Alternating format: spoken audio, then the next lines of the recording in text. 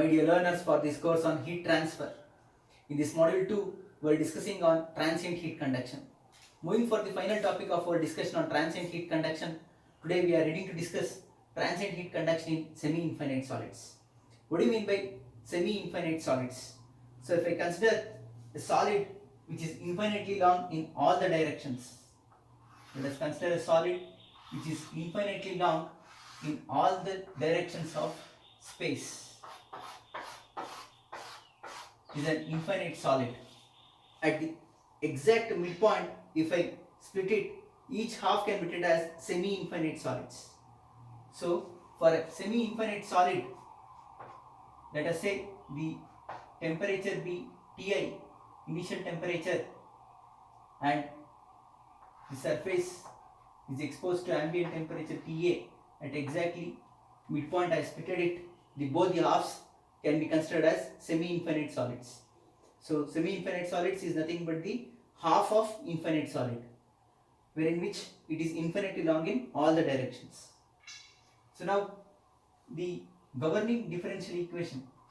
So heat is conducted, Q is equal to minus Ka dt by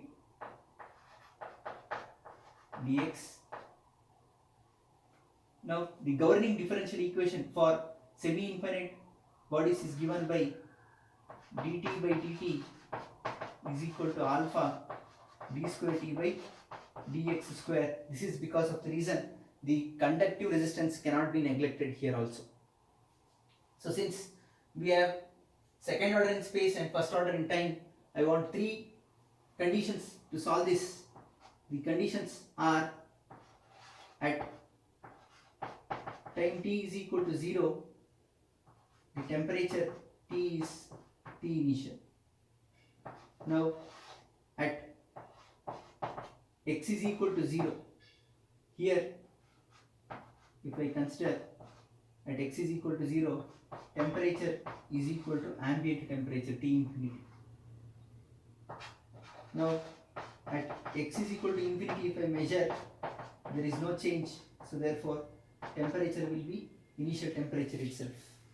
So if I solve using these initial and boundary conditions, I find the dimensionless temperature distribution as T minus T infinity by Ti minus T infinity is equal to error function of Z, which is nothing but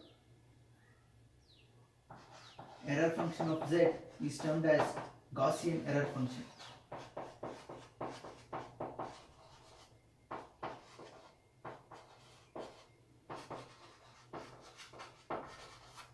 Gaussian error function. So in page number 60 of our heat transfer data handbook written by C.P. Kothandaraman in 8th edition, he has given for various values of Z what is the Gaussian error. That is where Z is given by Z is equal to distance x by 2 root alpha t for plane walls, plates of infinitely long in all the directions, and which is stated as semi-infinite bodies. Whereas for cylinders, the value of Z should be treated as alpha t by r square. This is a special case. Kindly make a note. And the instantaneous heat transfer is given by this expression.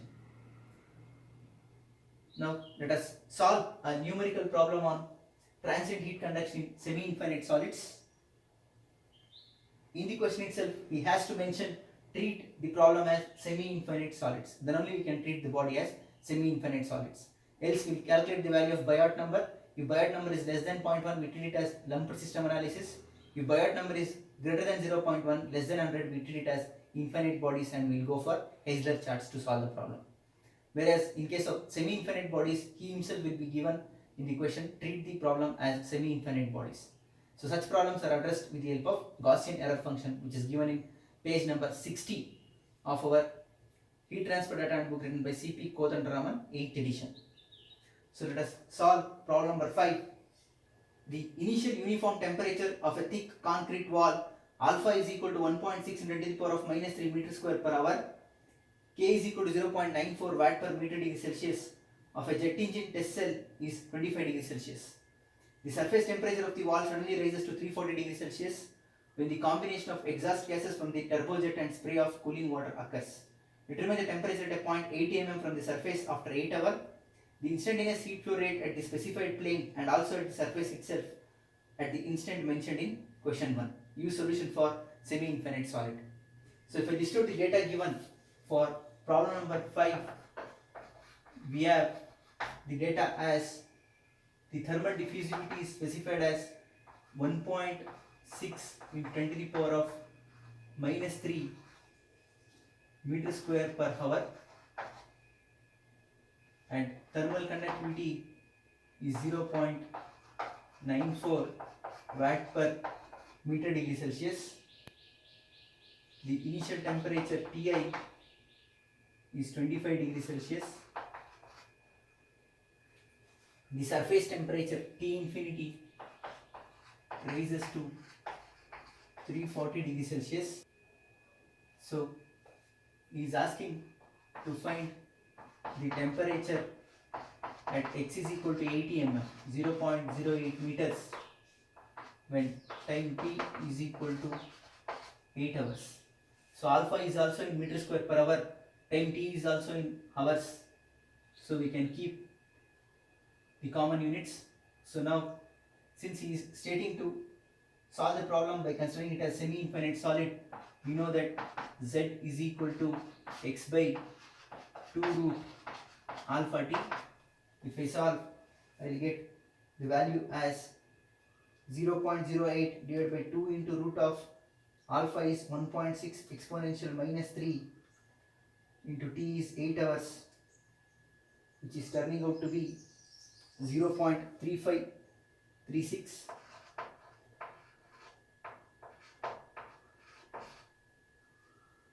Now,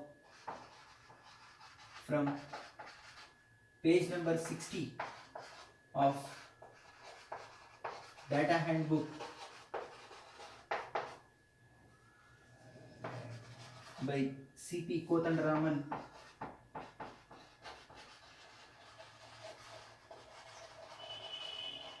in 8th edition, we have for z is equal to 0.3536, error function is 0.37938. 0.37938. So therefore t minus t infinity is 340 divided by 25 minus 340 is equal to error function of z, that is 0.37938. So if I solve, temperature at a distance of 80 mm after 8 hours will be 0.3738 into 25 minus 340 plus 340, which is turning out to be 222.25 degrees Celsius.